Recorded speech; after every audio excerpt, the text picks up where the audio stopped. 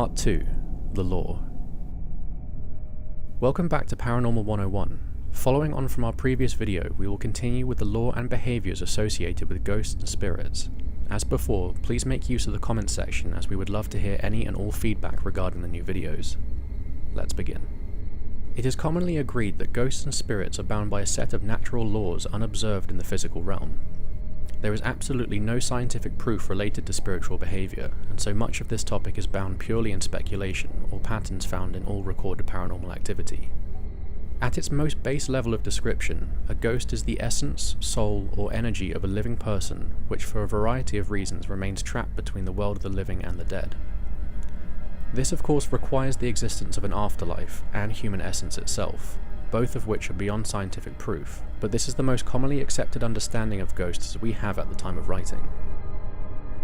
The reasons for a spirit remaining behind on the living plane are varied, and the level of paranormal activity attributed to any one spirit can oftentimes be correlated directly against the circumstances of death.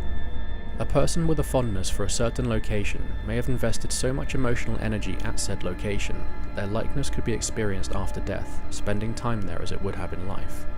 The farther end of the spectrum requires emotional energy in the negative.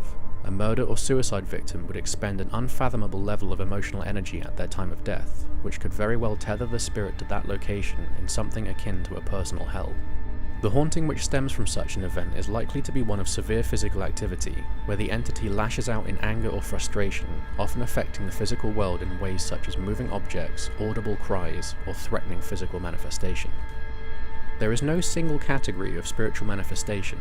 Instead, subcategories are used to divide the instances of ghosts and hauntings which range from benign to aggressive.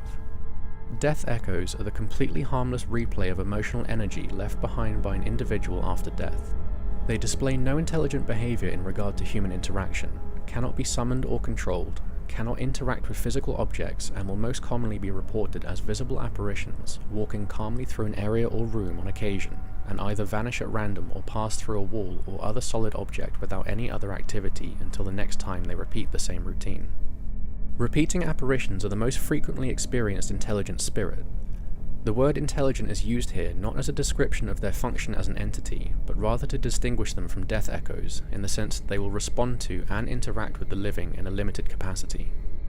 Phantom hitchhikers are a common example of this, as they will be sighted on or around the anniversary of their death, on the same stretch of road in the same location.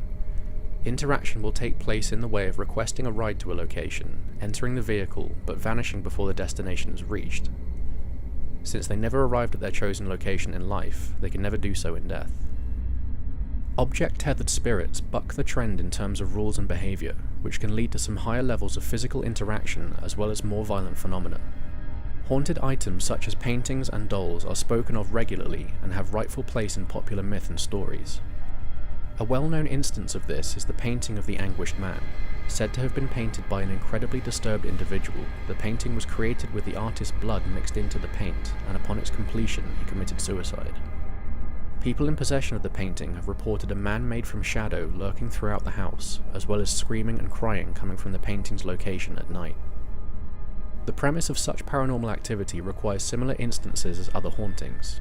You will observe the presence of massive amounts of negative human emotion, an object to focus the energy, human remains, in this case blood, and a violent death.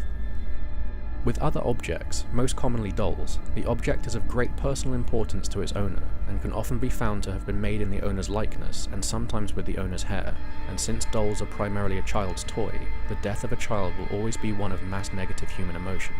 And so the pattern repeats: negative human energy, a focus object, human remains, and a violent death. Summoned entities are harder to discern in regard to their behaviour, as when discussing this category of spirit, you risk straying into the realm of supernatural theology instead of the paranormal. When thinking of the term summoning, you would be forgiven for assuming the ritualistic setup of magical conjuration. Truth be told, summoning a spirit or entity can be achieved through use of a Ouija board or other scrying tool, concentrated thought of a deceased individual, or even severe expectation or fear when visiting a location famed for paranormal phenomena. The difference between a summoned entity and that of a naturally occurring apparition is that the manifestation requires human effort and energy. By forcing an entity back into the world of the living, you have aggressively removed them from their current plane of existence, or at the very least, opened a doorway for other entities to come and go as they please.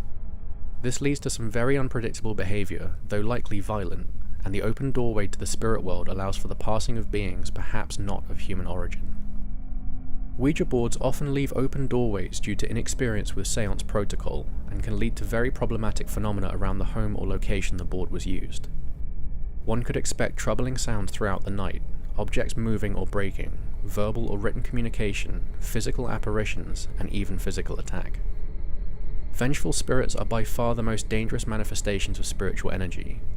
By all accounts, they can only be brought into existence after a violent death, and almost exclusively pursue an individual or group which they blame for their death. The activity associated with such spirits will never be positive. At the very least, it will consist of threatening verbal or written communication, but has been reported to extend as far as intimidating visual appearances and physical attack. Similar to a summoned entity, the existence of such a spirit requires human effort, intent, and action. Either driven to suicide or outright murdered, the spirit is brought forth from massive amounts of negative emotional energy, but along with that comes the unbridled rage and sense of vengeance from having their life ended by another person, leading to an understandable drive to right the wrong which ended their life. Some of the aforementioned events can lend some insight as to why certain areas or homes seem to attract paranormal phenomena. A treacherous stretch of road will cause many car accidents, leading to a string of violent deaths resulting in various repeating apparitions. The emotional imprint of a suicide may affect the mentality of others within a residence, and if that led to further death, then the negative atmosphere would increase with each victim, and so on. While science has not been able to prove or disprove the existence of ghosts, spirits, and hauntings, most of what we have to go on regarding the topic is personal experience, stories, and commonly accepted understanding based on recurring themes within reported activity.